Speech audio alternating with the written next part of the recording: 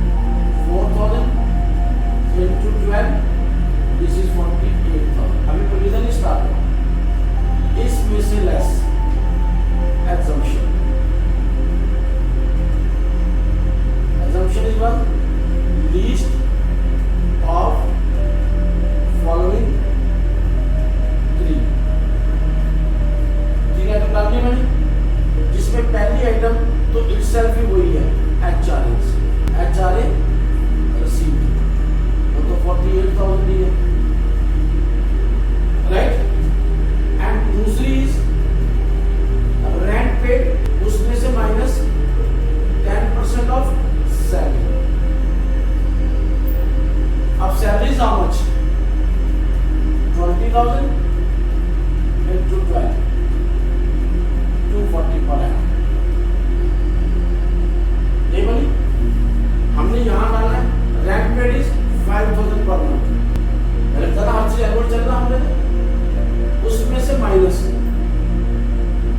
10% of salary how much, 10% of that is how much, 24,000। तो पीछे बना 36,000। अब बात समझ आई। मान लो that person lives in Ludhiana, तो रेट चल रहा है 40%, तो हमने यहाँ डाल दिया 40% ऑफ सैलरी, यानी 40 डिवाइडेड बाय 100 इनटू 240,000। ये हुआ ना हमारे पास 96,000। इन तीनों में से which one is less? 36,000, वो इसमें से लेस, तो पीछे का बचा मेरे पास 12,000। This is cancel. ऐसा समझ बात, यानी हमारा जो प्रोविजन है, ये प्रोविजन हमें याद होना चाहिए। हमें पता है कि जो मुझे HRA मिला है, सबसे पहले तो इफ एम्प्लॉय डू नॉट पे, तो पूरा हमारे पास का टैक्सेबल। इफ एम्प्लॉय पे, तो ये पूरा टैक्सेबल है, बट इसमें से assumption list of these three items, मैंने वही प्रोविजन चलाया। पहला जितना सी हुआ, दूसरा rent paid minus 10% of salary, तो वो 36,000 बना। तीसरा 40% ऑफ सैलरी वजह भी मैंने यहाँ